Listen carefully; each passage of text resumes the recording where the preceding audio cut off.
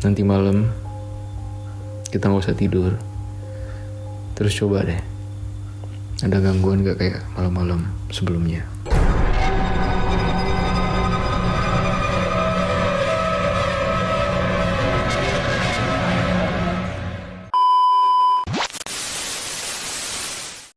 Nah, ketika malam makin larut, tiba-tiba si Dewi, si adiknya Irfan ini nangis.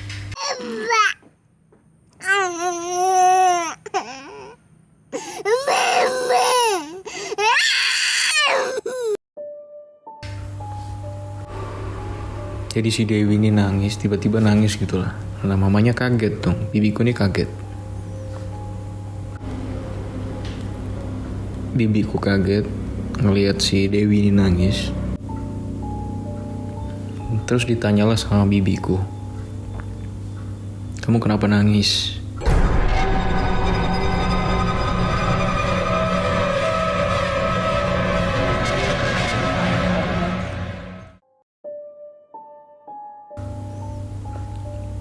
Ada apa gitu.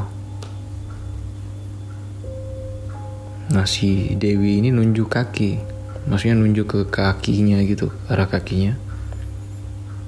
Dibilangnya ada yang nyubit tadi.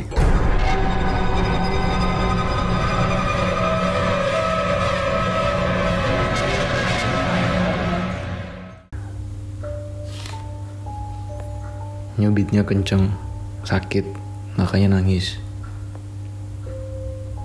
Nah, sama si bibiku dilihat.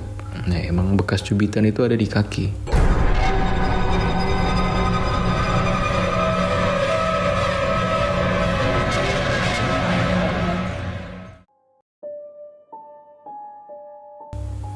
Di merah gitu, masih ada merah.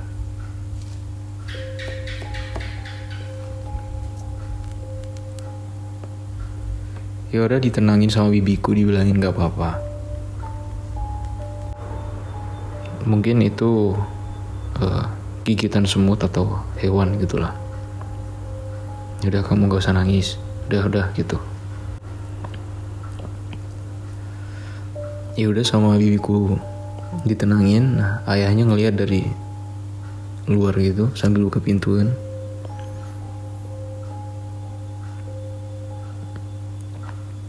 Sambil ngomong pelan, "Kenapa?" gitu.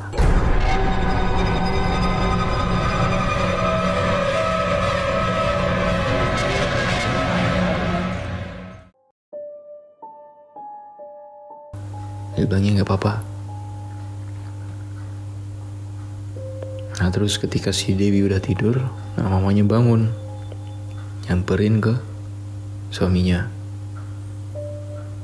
diceritain kalau tadi ada yang nyubit si Dewi.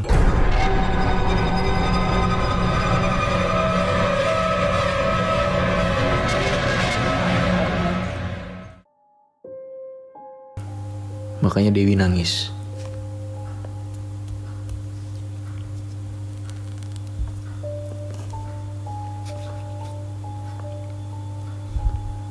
Ya udah, TV dimatiin sama ayahnya. Ayahnya udah gak jaga malam di ruang tamu gitu, langsung dia ke kamarnya si Irfan. Nah, posisinya si Irfan itu lagi tidur. Jadi sama ayahnya digendong, dibawa ke kamar ibunya sama Dewi. Jadi ibu, Dewi sama si Irfan ini tidur dalam satu kamar. Nah, ayahnya tetap di dalam kamar sambil bawa kayu gitu, megang kayu. Jadi ayahnya jaganya di dalam kamar. Nah, mereka bertiga tidur, ayahnya ini duduk dalam kamar gitu sambil jagain, ngeliatin gitu.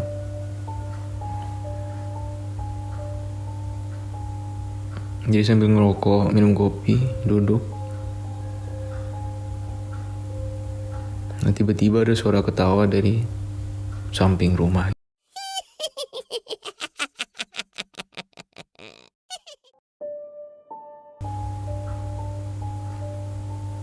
suara ketawanya ini suara ketawa nenek-nenek gitu lah.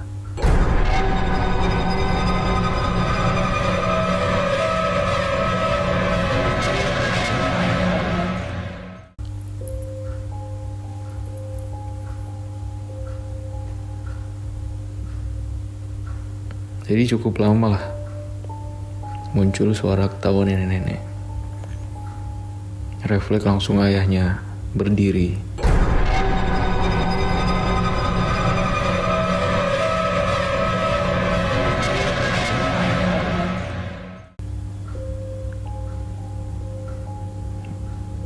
Jadi karena rumahnya itu masih kayu,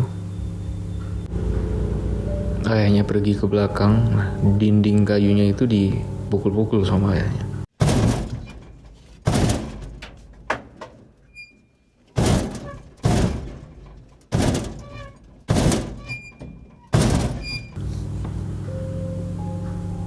Pakai kayu tadi kan, sambil diteriakin, udah jangan ganggu kami gitu.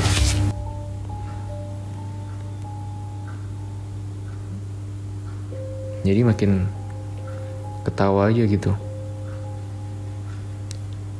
Suara nenek-nenek itu makin kenceng.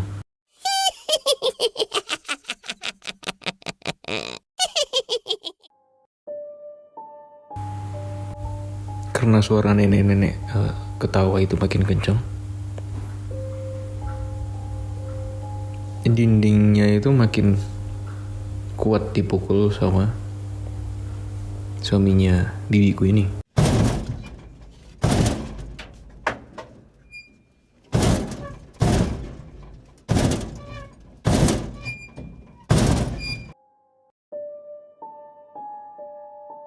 Jadi disuruh diam sambil dimaki-maki lah. Ya terus kayak dia omongin kayak, kalau nggak diem kupukul nanti.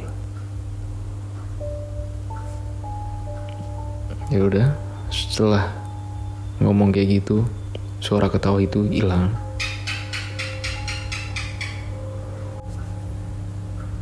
Dan kayak suara orang jalan atau ribut-ribut ngobrol gitu udah nggak kedengeran gitu lah.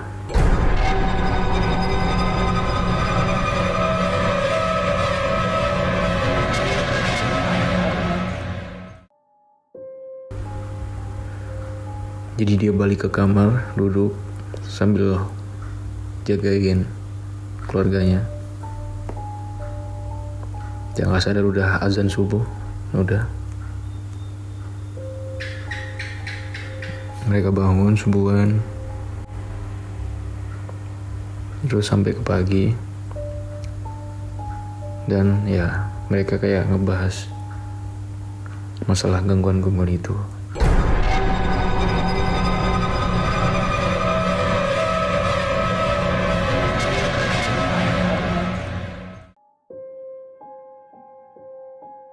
Cuma pada hari kedua itu mereka paling cuma ngobrolin ke tetangga gitu kan, ceritain ke tetangga. Jadi nggak ada ngubungin mama atau kakekku, itu nggak ada, masih belum.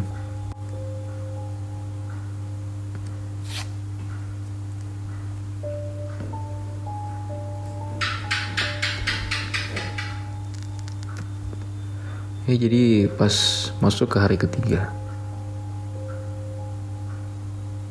di hari ketiga ini, nah suaminya bibiku ini kan dia warga ya desa sana lah. Jadi dia ngajak adiknya gitu, yang orang sana, buat temenin di rumah gitu. Ya udah adiknya mau. Jadi bertambahlah orang di rumah.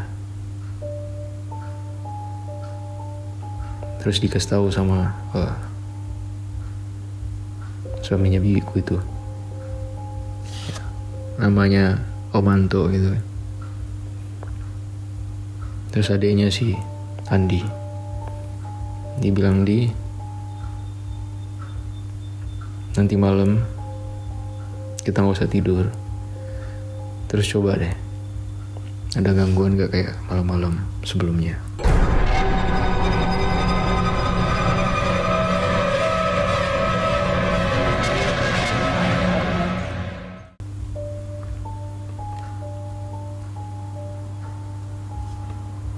Nah si Andi ini orangnya berani gitu, beranian gitulah.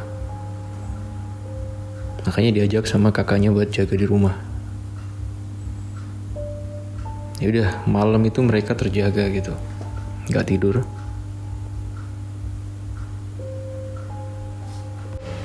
Sama seperti malam-malam sebelumnya, tiap lewat tengah malam,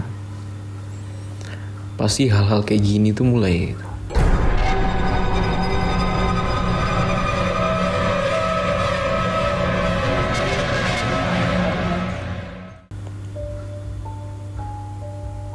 Nah terus si om gue ini ngomong, "Di, tuh denger kan?"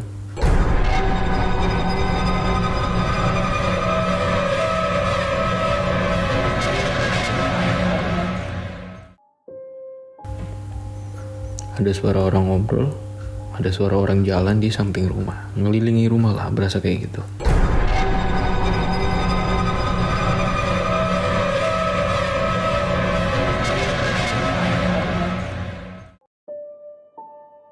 Pokoknya berasa kayak rame gitu lah. Oh iya,